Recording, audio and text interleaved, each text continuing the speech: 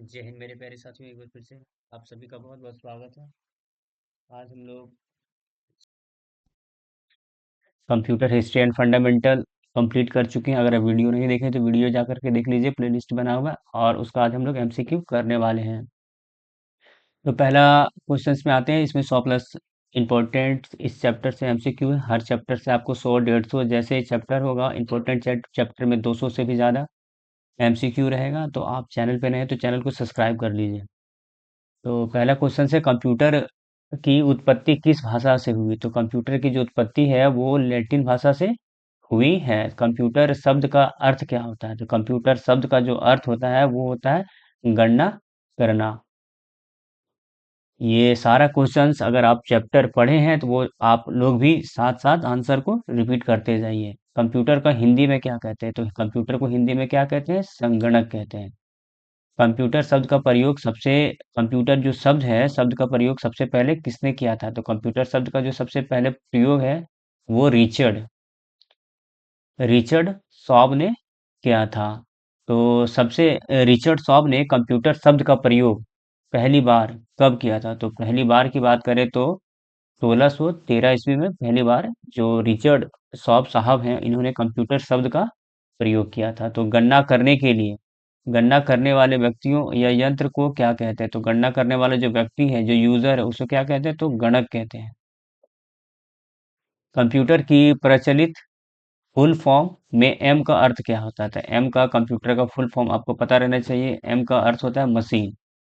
Option B. आगे देखते हैं। तो कंप्यूटर में फुल फॉर्म में पी के लिए उपयुक्त होता है। तो पी के लिए क्या होता है? तो पी के लिए था processing particularly. Option C. Computer का जनक के रूप में किसे जाना है? तो चार्ल्स बेबेज को कंप्यूटर का जनक के रूप में जाना जाता है। अब यहाँ पे देखते हैं चार्ल्स बेबेज ने अपना पहला कंप्यूटर, जिसे हम लोग डिफरेंस इंजन कहते हैं, वो कब प्रस्तुत किया था? तो 1822 ईस्वी में पहला कंप्यूटर का कंप्यूटर का जो डिफरेंस इंजन है इसे प्रस्तुत किया था। चार्ल्स बेबेज का दूसरा जो महत्वपूर्ण डिजाइन है एनालिटिकल इंजन, इसे कब बनाया गया था? तो एनालिटिकल इंजन का जो निर्माण है वो 1833 ईस्वी में चार्ल्स बेबेज ने बनाया था। कंप्यूटर के माता किसे माना जाता है? तो कंप्यूटर के माता के नाम से हम लोग लेडी अगस्टा एडा लवलेस को जानते हैं। अब नेक्स्ट देखते हैं, दुनिया का पहला महिला कंप्यूटर प्रोग्रामर कौन थी? तो दुनिया का पहला महिला कंप्यूटर प्रोग्रामर यही एडा लवलेस थी। आगे देखते हैं। तो बाइनरी प्रणाली 01 का आविष्कार का श्रेय किसे दिया जाता है? तो बाइनरी प्रणाली जिसे हम लोग 01 के नाम से जाने हैं, इसका श्रेय भी कौन है? तो एडा लवलेस को ही इसका श्रेय दिया जाता है। एडा लवलेस ने एनालिटिकल इंजन के लिए पहला एल्गोरिदम कब तैयार किया था? तो पहला एल्गोरिदम 1882 ईस्वी में तैयार किया गया था एडा लवलेस के द्वारा। तो भारत की पहला कंप्यूटर साक्षरता दिवस कब मनाया गया? तो भारत में जो पहला कंप्यूटर साक्षरता दिवस है वो 2001 में बनाया गया। प्रतिवर्ष कंप्यूटर साक्षरता दिवस किस तारीख को मनाया जाता है? तो 2 दिसंबर को, 1 दिसंबर को हम लोग एड्स दिवस मनाते हैं और दूसरा दिसंबर को हम लोग क्या मनाते हैं? कंप्यूटर साक्षरता दिवस। संसार का पहला गणक यंत्र कौन सा है? तो संसार का पहला अगर गणना करने वाला यंत्र की बात करें तो ये एबकस था। पहला कंप्यूटर दुनिया का जाना जाता है तो एबकस था। और एबकस का जो आविष्कार है वो लगभग कितने वर्ष पहले हुए थे? तो एबकस का जो आविष्कार है वो 1800 से 3000 वर्ष, सॉरी 2500 से 3000 वर्ष पहले हुई थी, अभी से लेकर के, है ना। तो एबकस का आविष्कार किस देश में हुआ था? तो एबकस का आविष्कार चीन में हुआ था। आधुनिक एबकस का आविष्कार का श्रेय किसे दिया जाता है? तो आधुनिक एबकस का है उसका श्रेय जो है वो टीम क्रेन मर को दिया जाता है। नेपियर्स बॉन्स जो एबकस के बाद आने वाला दूसरा कंप्यूटर था जिसे हम लोग नेपियर बॉन्ड कहते हैं, नेपियर बॉन्ड का जो आविष्कार है वो स्कॉटलैंड के किस गणितज्ञ ने किया था? तो जॉन नेपियर साहब ने क्या किया था? तो जो नेपियर बॉन्ड्स का आविष्कार किया था। नेपियर बॉन्ड्स का आविष्कार किस वर्ष हुआ था? तो 1617 ईस्वी में नेपियर बॉन्ड्स का आविष्कार हुआ था। प्रथम यांत्रिक गणना मशीन पास्कलाइन का आविष्कार किसने किया? तो पास्कलाइन आविष्कार का जो श्रेय है वो ब्लेज पास्कल को दिया जाता है। पास्कलाइन को और किस नाम से जाना जाता है? तो पास्कलाइन है वो पहला क्या है? वो पहला एडिंग मशीन के नाम से भी जाना जाता है। इसमें हम लोग जोड़ घटा गुना भागा कर सकते थे। ब्लेज पास्कल ने पास्कलाइन का आविष्कार किस वर्ष किया था? तो पास्कलाइन ने पास्कल का जो आविष्कार है वो 1642 ईस्वी में किया था। पास्कलाइन मशीन किस सिद्धांत पर कार्य करता है? तो पास्कलाइन जो है कंप्यूटर, वो क्या है, मशीन, वो घड़ी और ऑडोमीटर के सिद्धांत पर कार्य करता है। चार्ल्स बेबेज द्वारा बनाया गया कौन सा इंजन भाप से चलता था? तो जो डिफरेंस इंजन पहला बनाया गया था, ये भाप से चलने वाली मशीन थी। कंप्यूटर किसे कहा जाता है? पहला यांत्रिक कंप्यूटर किसे कहा जाता है? तो पहला जो यांत्रिक कंप्यूटर है उसे विश्लेषण इंजन, जिसे हम लोग क्या बोलते हैं, एनालिटिकल इंजन, चार्ल्स बेबेज द्वारा बनाया गया था। इसे ही हम लोग पहला यांत्रिक इंजन कहते हैं। एनालिटिकल इंजन में डेटा इनपुट आउटपुट के लिए किसका प्रयोग किया जाता है? तो डेटा को इनपुट आउट करने के लिए पंच कार्ड का इस्तेमाल किया जाता था। हेलोरीथ जनगणना सारणी का आविष्कार किसने किया था? तो हेलोरीथ जनगणना सारणी का जो आविष्कार का श्रेय है वो हार्मन हेलोरीथ को जाता है। नेक्स्ट है, हार्मन हेलोरीथ की जनगणना के डेटा के लिए किस विद्युत चलित मशीन का आविष्कार किया था? तो उसने हेलोरीथ सेंस टैबुलेटर का आविष्कार किया था। मेमोरी के रूप में पंच कार्ड का आविष्कार किसने किया था? तो मेमोरी के रूप में जो पंच कार्ड पहले चलता था मेमोरी के रूप में, उसे हार्मन हेलोरीथ ने तैयार किया था।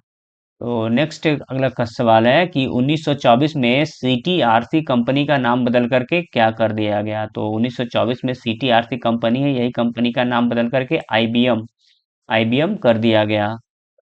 आईबीएम का पूर्ण रूप क्या होता है? तो आईबीएम का जो रूप होता है वो इंटरनेशनल बिजनेस मशीन है।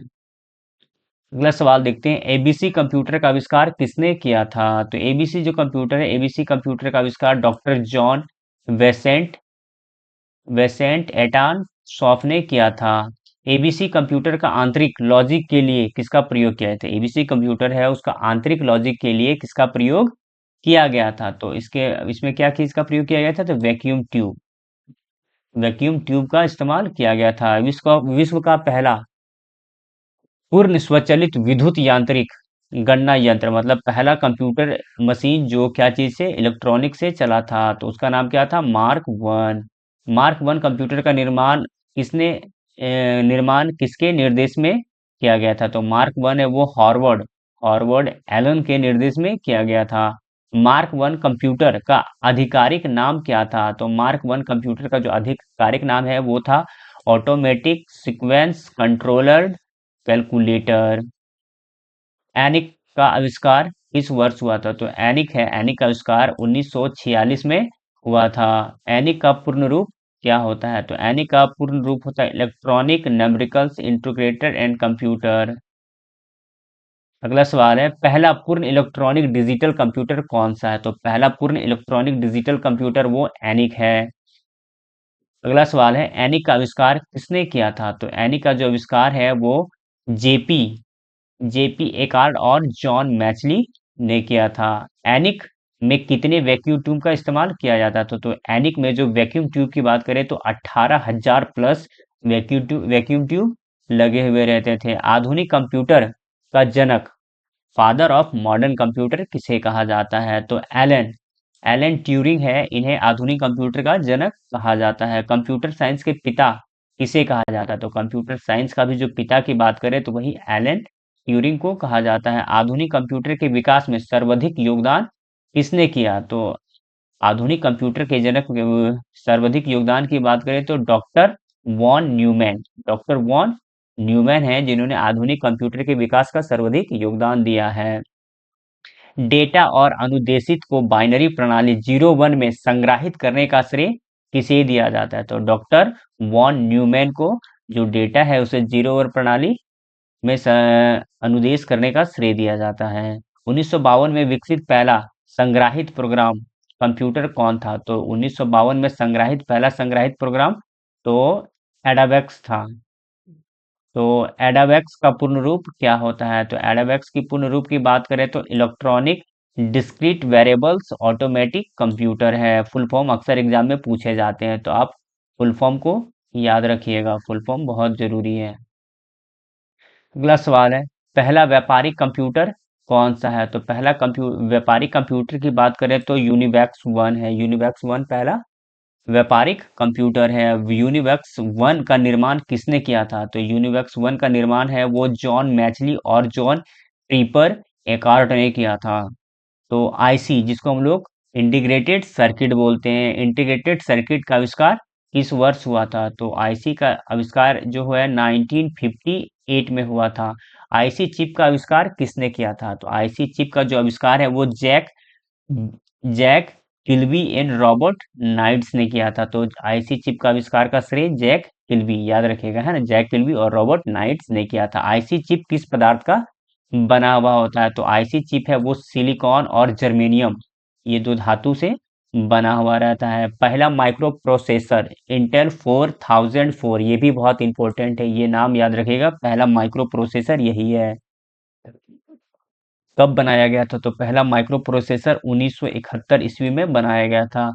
इंटेल 4004 माइक्रो प्रोसेसर का आविष्कार किसने किया था? तो ये डेटा हाफ डेटा हाफ ने इंटेल 4004 माइक्रो प्रोसेसर का आविष्कार किया था। कंप्यूटर की जो प्रथम पीढ़ी है उसकी अवधि पूछा, जो आपको प्रथम पीढ़ी, सेकेंड, थर्ड, फोर और फिफ्थ चारों पीढ़ी का डेट याद रखना पड़ेगा। तो प्रथम पीढ़ी है, प्रथम पीढ़ी जो 1982 से लेकर 1955 ईस्वी तक प्रथम पीढ़ी है। और दूसरी पीढ़ी की बात करें, प्रथम पीढ़ी में कंप्यूटर के मुख्य घटक के रूप में किसका प्रयोग किया जाता? तो प्रथम पीढ़ी में जो कंप्यूटर में है वो मुख्य रूप से वैक्यूम ट्यूब का इस्तेमाल किया गया था। वैक्यूम ट्यूब का जो खोज है वो 1904 में किसने की थी? तो 1904 में, ये डेट भी याद रखना है कि वैक्यूम ट्यूब का खोज कब हुआ था, तो 1904 में। कौन किया था? तो जॉन एम्ब्रोस फ्लॉमिंग। जॉन एम्ब्रोस फ्लॉमिंग ने वैक्यूम ट्यूब का खोज किया था 1904 में। प्रथम पीढ़ी में डेटा भंडारण के लिए किसका प्रयोग किया जाता था? तो प्रथम पीढ़ी में डेटा को भंडारण करने के लिए पंच कार्ड पेपर का इस्तेमाल और पेपर टेप का इस्तेमाल किया जाता था।